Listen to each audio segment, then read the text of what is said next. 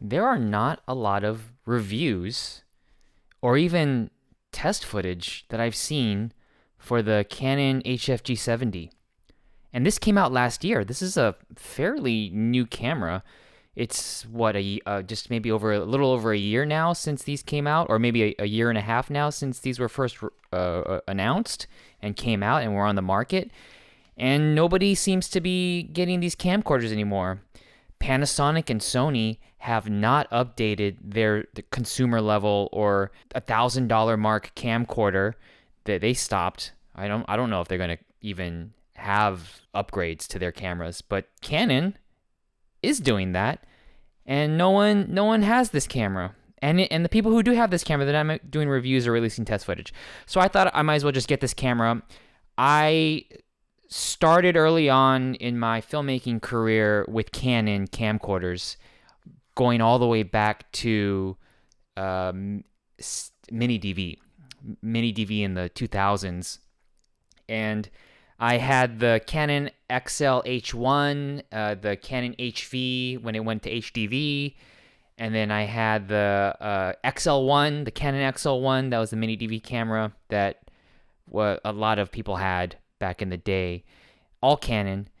And I even shot some feature films and documentaries on HDV using Canon. With this Vixia line, there's an HFG and then there's the XA. A few years ago, they used to be very similar, and the only difference was that the G had no handle, XLR handle, and the XA had the handle. Other than that, they were almost identical. But a few years ago, Canon has now combined some things with the XA and the Vixia, and then not with the other ones. And there's multiple now XA. So there's like an XA60 and an XA70. The XA60 is pretty much the same thing as the HF-G70 minus the handle, but there's some other things that are missing in the G versus the XA60 that I'll go over in this video that bothers me, and which is why I might not hold on to this camera. And then compared to the XA70, I don't know why they use XA. They should just use it. What happened to the XF? They should have just called the XA70 the XF70, not the XA70, because the XA70 has a 1-inch sensor, and the HFG70 and the XA60 has a 1/2.3-inch size sensor, which is smaller than a 1-inch. And it does show up, and which I think is probably my biggest issue with the G70 is I don't think the dynamic range really holds up with that 1/2-inch sensor. It's not good in low light, and I'll show some test footage later on in this video.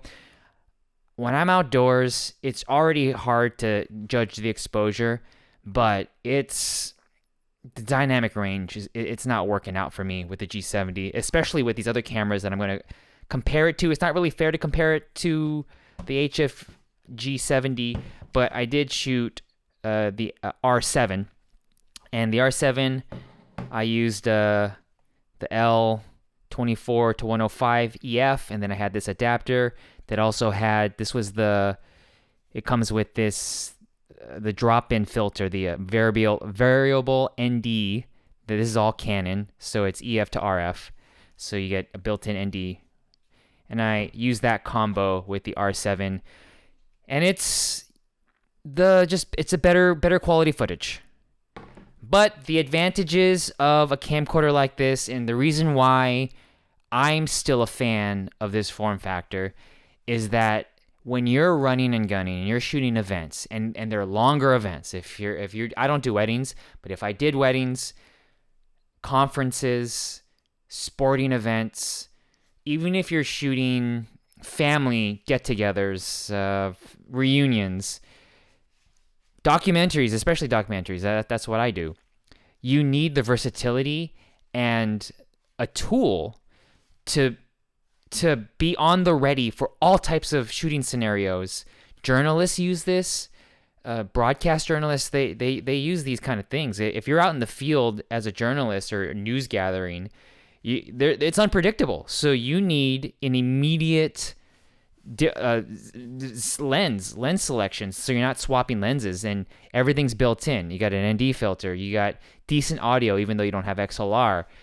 You have a lot of tools here. This is a tool for those types of shooting scenarios, and I am in those types of shooting scenarios. So this is why I got this, where a lot of other people, they're not going to get a camcorder like this, because yeah, the footage in comparison to the mirrorless cameras and the cinema cameras, it's a noticeable difference that even the average person can see that one is superior than the other when it comes to the image quality. But when it comes to the user interface and the tool itself of how versatile it can be for you, it's better. So the HFG70, what I really liked about this and all these other kinds of camcorders that are like this is the zoom range. That's key. That's probably right now the only I think that's if not the only, but it's one of the major reasons why all these other camera options, mirrorless, or even this one, I'll even compare this to the Canon V10 I just got, and cell phones, why they can't compete with this yet because of the zoom range. And this zoom range, it's not the widest angle. So if you got the XA70, you would get some equivalents to like a 25 millimeter around there. With this one, you get an equivalent to, I think, about a 27 or 28 millimeter on the wide angle, which isn't what these cameras used to be. But then the past few years, the wide angle would go all the way to like a 26 or 25 millimeter, and that's a decent size wide angle. And then the zoom range, I think this goes all the way to a 600 millimeter, I think, something around there, and that's good. And I'll show in some test footage of how far a 600 millimeter looks with image stabilization and a decent lens on the telephoto. So you have that flexibility. So that's really the reason why, the main reason. And the difference between a camera like the brand, this brand and this model compared to the Sony's and the Panasonic equivalents is that once you go down to this level, this is sub $1,000, or at least I bought this under $1,000, but it's close to $1,000. In that area, that's where there's a lot of compromises in manual exposure. For some reason, Sony and Panasonic, they don't want to give you an easy access to manual exposure. This Canon, you also have to do some workarounds to get the proper manual exposure, especially with the ND, but you can do it easier than the other cameras. Once you step up to cameras that are maybe $1,600, $2,000, then you'll have manual controls that are on buttons. For example, the ND filter, there is an ND filter in here, but it's electronic, and I'll show you how it operates. But if you step up to the XA70, not the G70, but the XA70, the 1-inch sensor, they have a mechanical ND wheel on a button. That's the way it should be. But it costs, it's like what, $2,300 right now, maybe $2,400 normal pricing. So let me power this camera up and show you a little bit of the menu systems and what I've tried. This is information that I was trying to search for and I couldn't find. So I'll hopefully answer questions that you might have if you're curious about this camera when it comes to using this for professional use. It comes with a lens cap, but it also has a lens hood. I don't have it on right now. And on the body, this is so similar to the previous models. There's really nothing different when it comes to the button layout. It still has this design here where there's a custom button, and then this custom button allows you to switch to different other custom modes, and you have a wheel down here that's controllable, and then you have this wheel here, or the around the lens. So this would be zoom, or it could also be focus. Then you have the zoom rocker. One of the differences, let's see, it no longer has the regular USB. I think this has a USB-C. USB-C instead of the USB micro that it used to have, that the other models have. I think it had. And that's a HDMI mini. But yeah, the USB, finally USB-C. And I believe this one and the other models, that were released last year. The USB-C, you can connect it to a computer, and I think you don't need an app. I haven't tested it out, but I'm just was looking at what it said in the instruction manual. You could use this as a webcam. And what's interesting, actually, this is an interesting upgrade to this model, is the viewfinder, electronic viewfinder, and the LCD here. These are higher resolution than the previous models. This is a 3.5 inch. The other ones, I think, were a 3 inch. So I had the XA50, and I did a review of it on this channel. The monitor was not, the LCD monitor was smaller. It was a 3 inch monitor, and it wasn't as clear. And then I had the XF400, which had a bigger monitor, a 3.5 inch monitor. It was way clearer on the LCD. This is almost the same monitor as the XF400. And this LCD and the EVF, I believe, you can fact check me on this, but I thought I verified this myself. The G70 has the same quality resolution, LCD and size, LCD and EVF, as the XA60 and the XA70, the 1 inch, the $2,500 camera. So for under $1,000, or for around $1,000, you get the same quality LCD and the same quality EVF, which is good. This is a good LCD and a good EVF. So let me turn this on, turn the camera on. On this side, you have the option of going manual or auto. So if you leave it on auto, everything would be on auto and you can't really adjust anything. I switch it to manual. This isn't the battery that ships with it. It comes with a smaller battery. But these batteries, if you were with the whole Vixia line back in the day, 10 years ago, they stuck with the same battery, thankfully. So these batteries are the ones that I had when what was it? I think I started with the XA10 or the HF10. Yeah, HF10. I believe it's the same battery all these years, just like Sony. So look, see it's F56 and ND18. Here's how you control the ND and turn it on and off. When you go past a certain f-stop, the ND automatically turns on. And then once you start opening up, the ND disappears. So once I go past an F4, the ND disappears automatically. And then when I start stopping down and I go past F4, that's when the ND, the electronic ND kicks in. It gets to a 1/4, 1/8, and I think 1/8 is the highest strength. Yeah, okay, so it's 1/8 is the highest strength, and it closes down to an F8. Doesn't go past an F8. And then I open back up, ND, electronic ND disappears, and then I can open this all the way up to F1.8 when it's all the way zoomed out.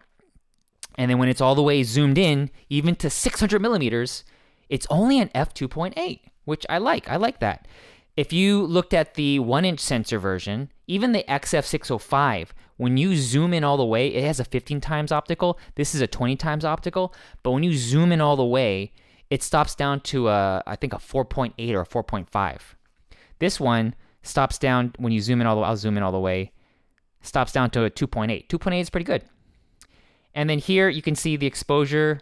I can hit this button, and then now I could adjust the shutter speed. Go back to 148 because I'm shooting 24p. And then I can go to the gain. There's no negative gains, it just goes positive. And when you're inside, low light, no, even if you're just indoors on a bright sunny day, but you're indoors, I had to crank this gain up to at least 6 dBs, mostly 12 dBs. When there's no, I don't have, film lights or anything, I'm just inside a house or an apartment, you have to crank up that gain, even at a 2.8 and even at a 1.8. When I opened up the iris all the way, still had to worry about that gain going up. So the ND, click that. It's just auto or off. Those are your options. It's a touch screen. There's image stabilization, which I liked. I have it on dynamic, and I think the dynamic punches in a little bit, but I can't really notice. And it's decent image stabilization. Not the best, but it's decent. And then I think, yeah, that's all with that menu. Oh, CP function. Turn that on. That's custom profiles, by the way. picture profiles. And when I get to the picture profiles, oh, here's where you can also adjust the iris, shutter speed, gain, auto white balance, and stuff like that here. But when I get to the custom picture profiles, here's where it's kind of a bummer.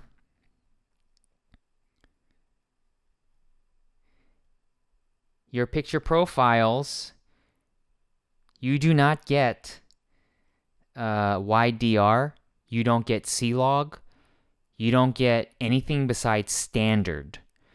If you got the XA60, you at least have wide DR. But on the G70, you just have standard. You can't really...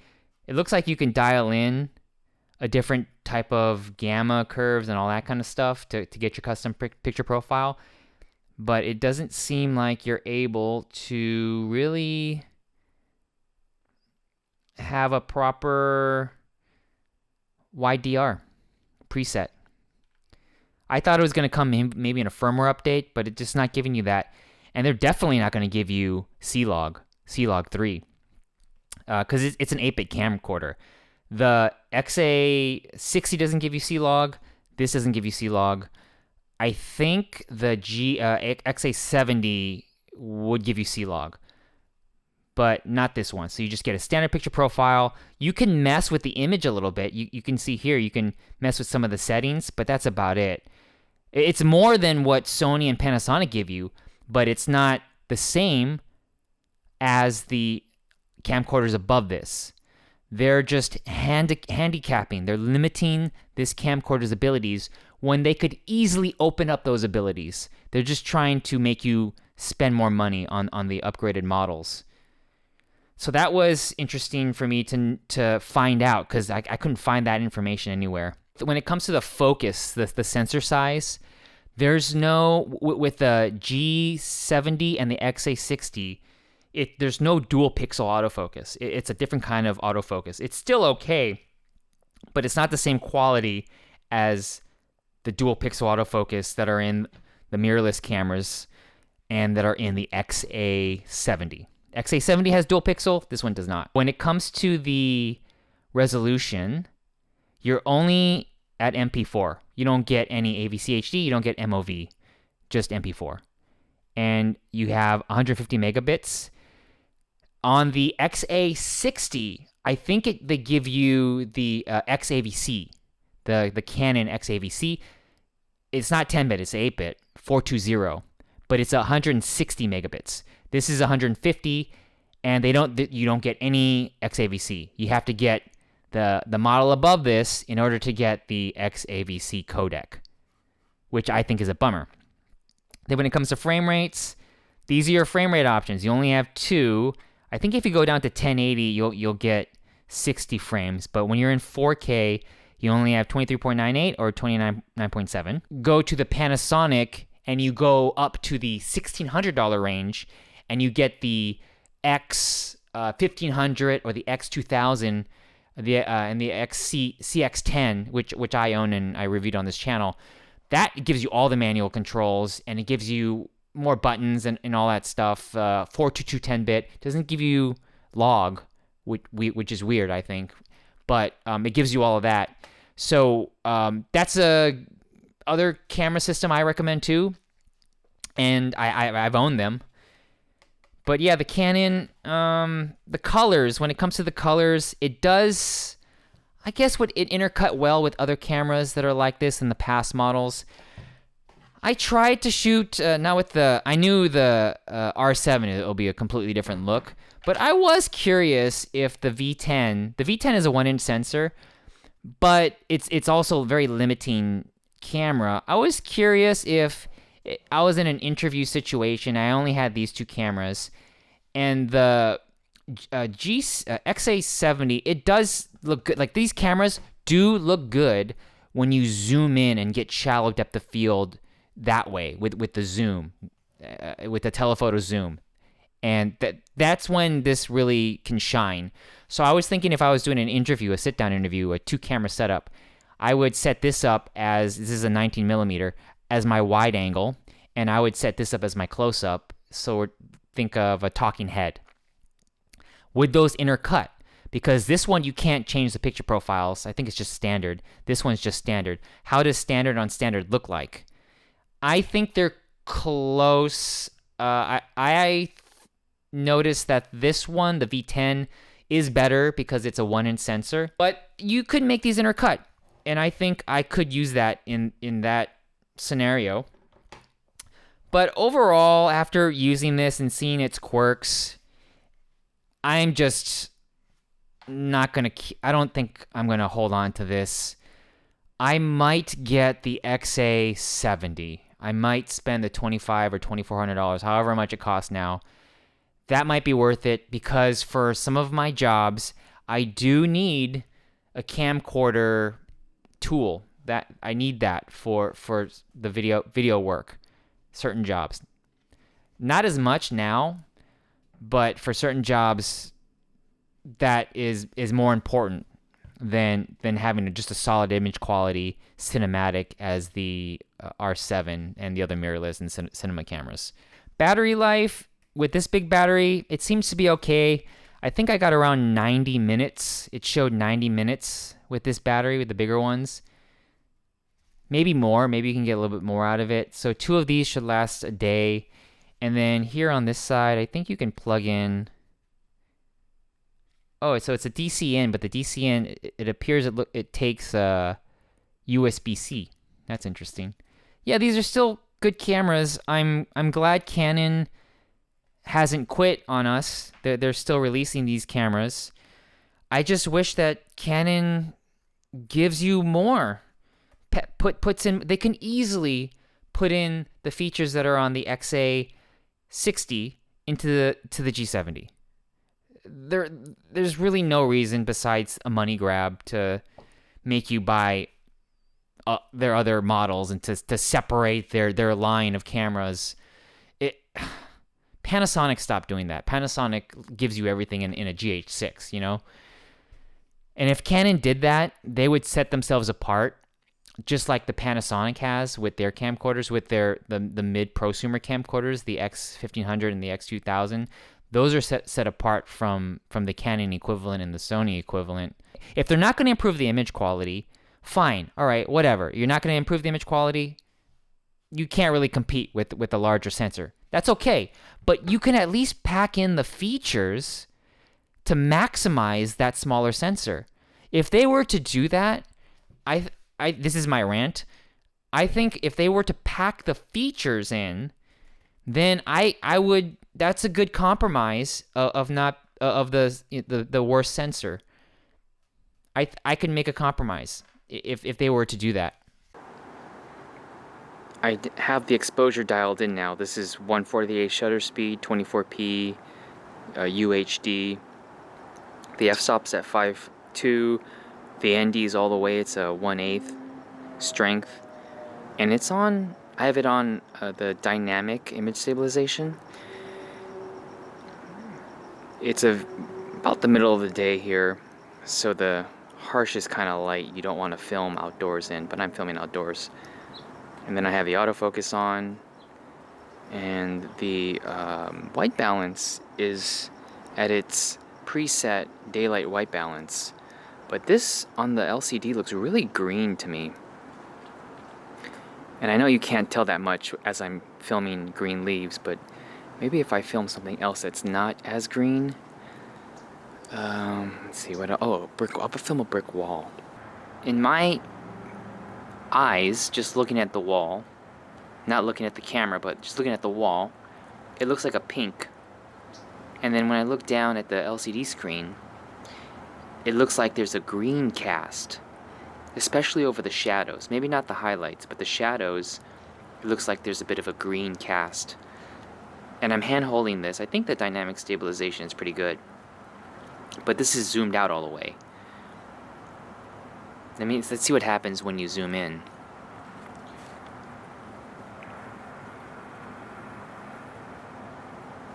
Oh yeah, that's why I got this camera, because of that zoom. I like this zoom a lot. Yeah, that dynamic image stabilization really holds up, at least on the LCD screen of the camera.